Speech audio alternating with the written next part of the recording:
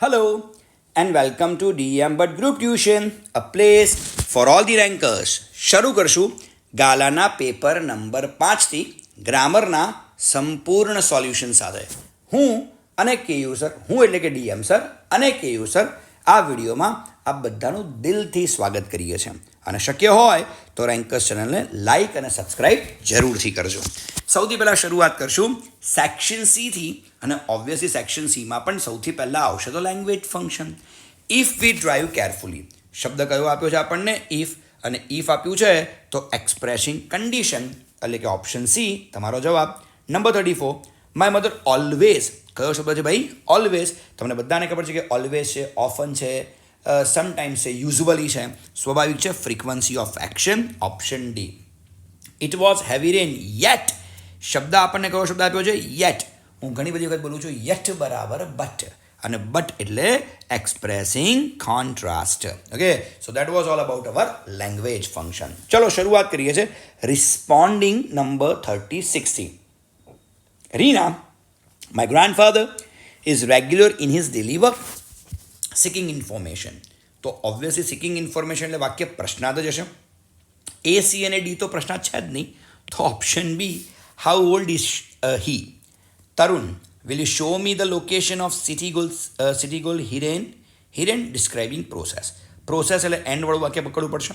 Take right turn from Nehru Bridge, go on Ashram Road and you will find, end આવી ગયું છે. Option B is the answer. 38, boss, duration of time. હવે duration of time તમને કીધું છે તો ધ્યાન રાખવા જેવું છે. ડ્યુરેશન ઓફ ટાઈમમાં કાં તો ફોર કાં તો હાઉ લોંગ. તો obviously option A, how long have you been on leave.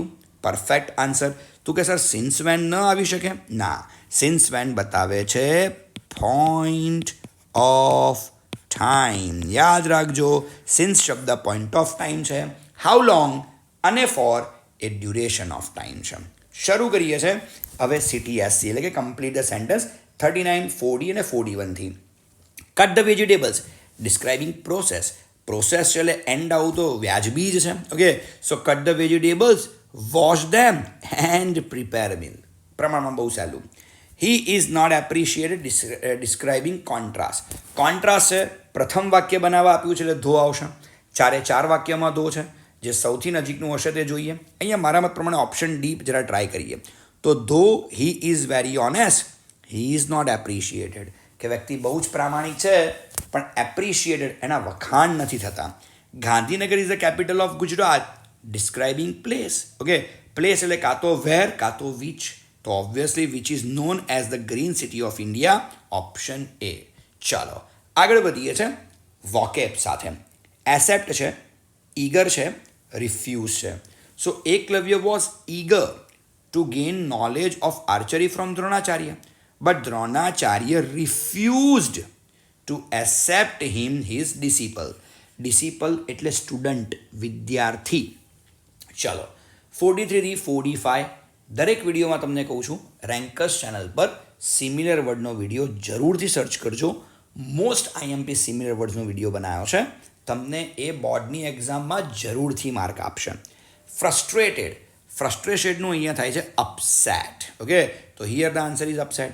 ચલો એવિડન્સ એટલે ઓબ્વિયસલી પ્રૂફ, તો જવાબ આવશે પ્રૂફ. ફ્યુરિયસ એટલે ગુસ્સે થવું. એંગ્રી તો જવાબ છે અહીંયા ભાઈ એંગ્રી. ઓકે, પ્રમાણમાં સહેલા હતા. ચાલો શરૂઆત સેક્શન ડી. સેક્શન ડીમાં ઇનડાયરેક્ટ સ્પીચ. હવે જરા ધ્યાનથી જોજો. Have you finished your lesson Tom?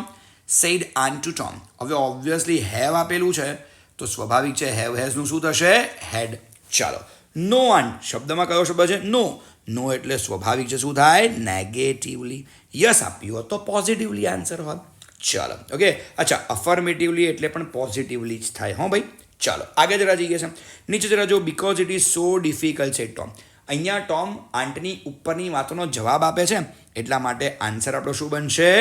Replied બનશે. તો આન્સર ઇઝ રિપ્લાઇડ. ઓકે, અને છેલ્લે જરા તમે જુઓ, it is so difficult. Is છે, ઇઝનું શું થશે અહીંયા? વોઝ. તો બનશે ઇટ વોઝ સો ડિફિકલ્ટ. ભાઈ છેલ્લું વાક્ય ભલે ઇટ વોઝ સો ડિફિકલ્ટ હતું પણ પેરેગ્રાફ બિલકુલ ડિફિકલ્ટ નહોતો. શરૂઆત કંજક્શનથી કરીએ છીએ. Go to market, get me some vegetables. કેટલું સરળ. Go to the market, and they get me some vegetables. આવું જ બોલાય. Samir was ill, he did not appear for the exam. Okay, તો ધ્યાનથી જરા જુઓ કે Samir was ill, so he did not appear for the exam. સરળ. Kapil show comes on a certain day. Can you tell me the day? On certain day, the day, બંને same છે. તો જે વાક્ય પ્રશ્નાર્થ છે એનાથી શરૂઆત કરીએ તો can you tell me the day, day પછી આવશે વેન, કારણ કે ડે સમય બતાવે, સમય એટલે when. When Kapil show comes અને સીધું કરો ક્વેશ્ચનમાં. ઓન અ સર્ટન ડે, આ આખું વાક્યમાંથી શું થશે? નીકળી જશે, કારણ કે on a certain day is equal to the day છે. તો પછી બે વાર ધ ડે લખવાની જરૂર જ નથી. 100% ધ્યાન આપવા જેવું ખરું. Tenali Raman had a great sense of humour. Answer આવશે ઓફ. સેન્સ ઓફ હ્યુમર એવું જ બોલાય ને. હી લુકડ ફુલિશ બટ, એ દેખાતો તો મૂર્ખ, પરંતુ he was wise, but he was wise, તો obviously but. There are many stories, સ્ટોરીઝનો સ્પેલિંગ જુઓ, STORIES. તો stories that show his wit and wisdom. ચાલો આગળ જઈએ છીએ. હવે ડુ એઝ ડિરેક્ટેડ, અર્થાત 51, 52 વોઇસ હશે અને ચેન્જ ધ ટેન્સ હશે, અથવા ચેન્જ ધ ટેક્સ્ટ હશે. ચલો. All the people use electricity daily. હવે પહેલાં તો જરા ધ્યાનથી જુઓ, ઇલેક્ટ્રિસિટી ઇઝ યુઝડ. આમ બી ઇઝ યુઝ કેમ છે? કારણ કે યુઝ આપ્યું છે. યુઝ એ ક્રિયાપદનું મૂળ રૂપ છે, સાદો વર્તમાન કાળ. પેસિવમાં ફેરવવા માટે am is are plus past participle. ચલો, તો electricity is used by all the people, by all the people Delhi. અચ્છા, દિલ્હી થઈ ગયું છે, અહીંયા દિલ્હી આવશે યાર. ઓકે, દિલ્હી ફૂલ સ્ટોપ કરી દઈએ છે. ચાલો આગળ જરા જુઓ. They can run many devices with it. હવે ધ્યાનથી જોજો, તો many devices can be run. હવે કોઈને કહેશે રનનું પાસ્ટ પાર્ટિસિપલ રન જ થાય ભાઈ. કેવું રીતે યાદ રાખશો એને? યાદ રાખવાની જરૂર છે. રન ભૂતકાળ છે, રેન ફરીથી V3 બને છે રન. તો રન, રેન, રન. ભાઈ કમ જેવું છે, come, came, come, run, ran, run. અને મોડલ ઓક્ઝિલરી છે એટલે કેન પછી બી મૂકવું કમ્પલસરી છે. તો many devices can be run by them with it. હવે જરા જુઓ, it makes the life comfortable. હવે ઇટ મેક્સ એટલે ક્રિયાપદ શું છે? SKES. SKES એટલે સાદો વર્તમાન. પેસિવમાં ફેરવવા શું લઈશું? MEES. ચાલો, તો શું આવશે? કર્મ છે ભાઈ અહીંયા આપણું ધ લાઈફ. તો અહીંયા બનશે ધ નહીં, માત્ર લાઈફ. અહીંયા માત્ર લાઈફ આપ્યું છે, તો અહીંયા આવશે life is made comfortable by it. તો life is made comfortable by it. ચાલો 52. He has won the match. નીચે આપ્યું છે we have won the match. ફરી વાર હીની જગ્યાએ શું મૂકવાનું છે? વી, એટલે પ્લુરલમાં ફેરવવાનું છે, બહુવચનમાં ફેરવવાનું છે. હીની જગ્યાએ લઈશું વી. હેઝનું આવશે હેવ, વોન ધ મેચ. એના પછી હીનું શું કરશું? વી. ઇઝનું બહુવચન શું કરશું? આર. ડિલાઇટેડ. ચલો, હી શેર્સ. હીનું શું કર્યું? વી. અને જેવું હીનું વી કરીએ છીએ, ક્રિયાપદને લાગ્યું SKES નીકળી જાય, તો શેર્સનું શું થશે? શેર. હિઝનું શું કરશું ભાઈ? અવર. Joy with his friend. તો ફરીવાર વિથ પછી હિઝનું શું કરશું ભાઈ? અવર ફ્રેન્ડ્સ. હી ડઝ નોટનું મારે શું કરવું પડશે? Do not. અને હીની જગ્યાએ શું મૂકીશ ભાઈ? We. So we do not want to celebrate it alone. તો વાક્ય શું બને છે કે પેરેગ્રાફ શું બને છે? We have won the match, we are delighted, we share our joy with our friends, we do not want to celebrate it alone. Perfect છે. ચાલો આગળ જઈએ છે.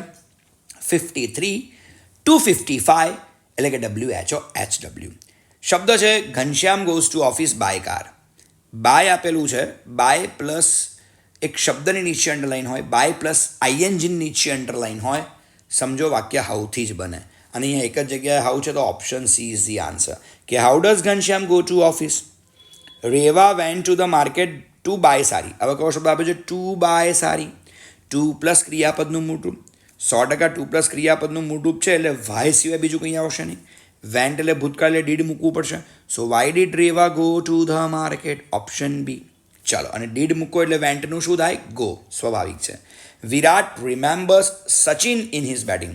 સચિન સજીવ કર્મ છે, અને સજીવ કર્મની નીચે અંડરલાઇન હોય એટલે હુમ થી બેટર કોઈ આન્સર નહીં. તો option D, whom does Virat remember in his batting. તો બસ આજના વિડીયોમાં આટલું જ. તો રેન્કર ચેનલને લાઇક અને સબસ્ક્રાઇબ કરવાનું બિલકુલ ના ભૂલતા. અમે આવા તમામ વિડીયો સાથે તમારી હેલ્પ માટે આતુર જ છીએ. તો ચલો જલ્દીથી મળશું ગાલાના સૌથી છેલ્લા વિડીયોમાં. Here DM sir is signing off. Thank you. By.